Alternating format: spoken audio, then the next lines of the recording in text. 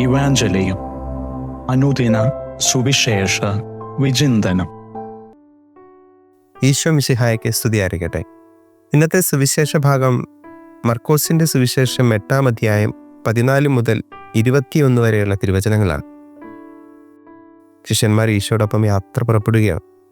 സാധാരണ യാത്ര പുറപ്പെടുമ്പോൾ ഏറ്റവും പ്രധാനമായിട്ട് എടുത്തു വയ്ക്കേണ്ടത് ഫുഡാണ്. ഫുഡ് പ്രധാനം, വസ്ത്രം പ്രധാനം, വെള്ളം പ്രധാനം. പക്ഷെ ഇവിടെ ഭക്ഷണം എടുക്കാനായിട്ട് മറന്നുപോയി. ഒരുപക്ഷെ ശിഷ്യന്മാർ ഭക്ഷണം എടുക്കാൻ മറന്നു പോയതിൻ്റെ ഒരു കാരണം അവരതിനെപ്പറ്റി കോൺഷ്യസ് അല്ല. കാരണം അപ്പം വർദ്ധിപ്പിച്ച ഈശോയാണ് അവരുടെ ഒപ്പം ഉള്ളത്. അതവരുടെ കോൺഫിഡൻസും കൂടിയായി. അതുകൊണ്ട് അവരുടെ പക്കൽ ഒരപ്പം മാത്രമേ ഉള്ളൂ. ആ ഒരപ്പം മതി. ഒപ്പം വർദ്ധിപ്പിച്ച് നൽകുന്ന ഒരു ഈശോ കൂടെയുണ്ടെന്ന ബോധ്യത്തിൽ അവരോടൊപ്പം യാത്ര പുറപ്പെടുകയാണ്. പക്ഷെ ഈശോ ഇവരോടൊപ്പം യാത്ര ചെയ്യുന്ന സമയത്ത് ഒരു കാര്യം നിങ്ങളൊന്ന് അവെയർ ആയിരിക്കുക, ഒന്ന് ജാഗരൂകരായിരിക്കുക നല്ലതാണ്. ഈശോ അവരുടെ കാര്യം പറയുകയാണ്. നിങ്ങൾ ഫരിസേയരുടെയും അതുപോലെ തന്നെ ഹെറോദിസിൻ്റെയൊക്കെ പുളിപ്പിനെ കുറിച്ച് കരുതലോടെ ഇരിക്കുക.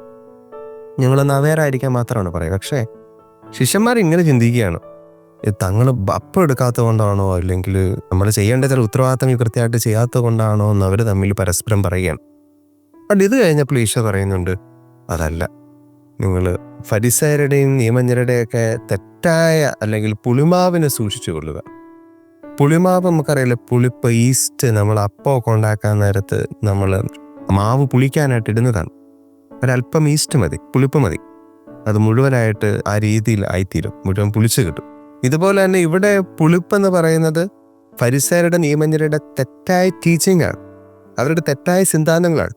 അത് ആ ഹോൾ ബാച്ചിനെ ഇൻഫ്ലുവൻസ് ചെയ്യുന്ന രീതിയിൽ അവർ പറയുക.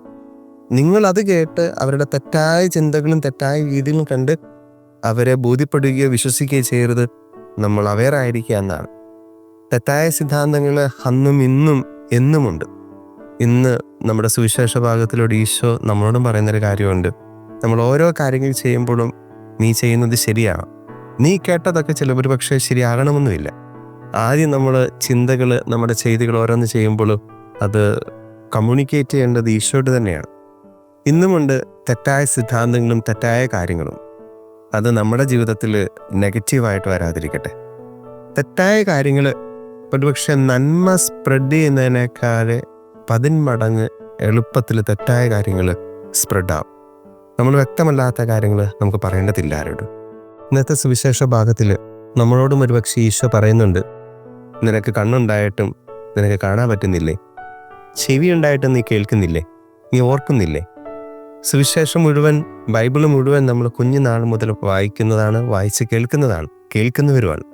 കേൾക്കുന്നവരാണ്, വായിക്കുന്നവരാണ്, കാണുന്നവരാണ്. എന്നിട്ടും ഈശോ നൽകിയ അത്ഭുതങ്ങളുണ്ട്, അടയാളങ്ങളുണ്ട്, അവൻ്റെ ജീവിതമുണ്ട്, അവൻ്റെ കുരിശുമരണമുണ്ട്, ഉദ്ധാനമുണ്ട്. അത് എൻ്റെ ജീവിതത്തെ എന്തുമാത്രം ഈശോയാകാനായിട്ട്, ഒരു നല്ല ക്രിസ്ത്യാനിയാകാനായിട്ട് സഹായിച്ചിട്ടുണ്ട് എന്നൊന്ന് ഇന്നേ ദിവസം നമുക്കൊന്ന് ചിന്തിക്കാം. ഇന്നത്തെ തിരക്കിൽക്കിടയിൽ എപ്പോഴെങ്കിലും നമുക്ക് കുറച്ച് സമയം നമുക്ക് മാറ്റിവെക്കാം. എൻ്റെ ജീവിതം കണ്ടിട്ട് ആരെങ്കിലും പറഞ്ഞിട്ടുണ്ടോ അവനൊരു ക്രിസ്ത്യാനിയാണെന്ന്? ബൈബിള് വായിക്കുക പ്രധാനപ്പെട്ടതാണ്. വിശുദ്ധ ബലിയിൽ പങ്കുകൊള്ളുക വളരെ പ്രധാനപ്പെട്ടതാണ്.